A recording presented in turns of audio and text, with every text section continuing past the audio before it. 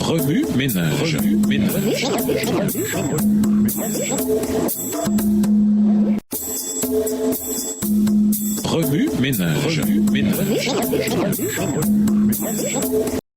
Bienvenue à notre émission Remue ménage. Voilà la leçon de dimanche. Intégrée. Genèse païenne. La plupart des récits païens de la création courants dans les cultures telles que celles de Babylone, d'Égypte et de Sumer présentent deux caractéristiques principales. Tout d'abord, ils commencent souvent par la création des dieux par la nature. Dans ces récits, les dieux naissent d'éléments naturels tels que l'eau, le ciel et les carreaux, par exemple. L'Enuma Elish babylonien décrit une bataille cosmique impliquant les eaux primordiales. Et c'est de cet environnement chaotique que naissent les dieux qui finissent par façonner le monde. Les cultures grecques, nordiques et hindoues incluent les mêmes récits. On pourrait même dire que l'athéisme, qui prône la nature comme créatrice, entre dans cette catégorie. La deuxième caractéristique clé des récits païens de la création est que l'humanité se trouve en bas de l'ordre de la création, la partie la moins importante. Dans beaucoup de ces récits, elle est créée après coup et pour faire les tâches ingrates des dieux. Dans la mythologie babylonienne, les êtres humains sont par exemple créés à partir du sang d'un dieu vaincu pour servir les dieux victorieux, faisant essentiellement le travail que les dieux ne veulent pas faire. Ils existent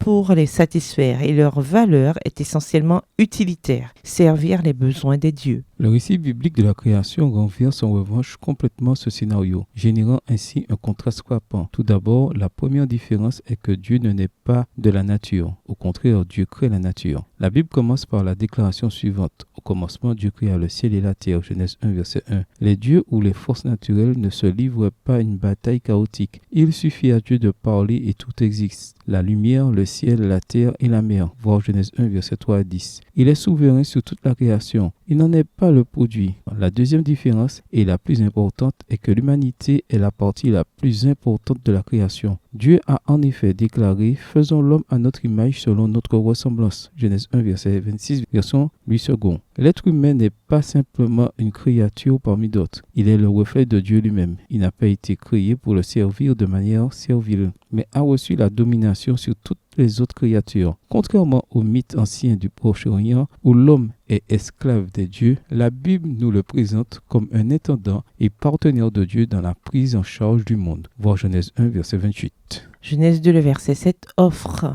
un regard encore plus intime sur la création de l'homme. L'Éternel Dieu forma l'homme de la poussière de la terre. Il souffla dans ses narines un souffle de vie et l'homme devint un être vivant, dans la version Louis II. Cet acte de créer l'homme personnellement de ses propres mains et celui de lui insuffler la vie souligne la valeur et l'attention que Dieu accorde à l'humanité. Quand, en d'autres récits anciens du Proche-Orient, l'humanité est un sous-produit du chaos ou de la paresse divine, la Bible dépeint les êtres humains comme le couronnement de la création, façonné par la main de Dieu, une révélation de son amour. Oui, ménage, question à méditer. Que révèle le récit de la création sur Dieu et son caractère? Que nous enseigne le récit de la création sur l'humanité et notre valeur? Au revoir. Et à demain si Dieu veut.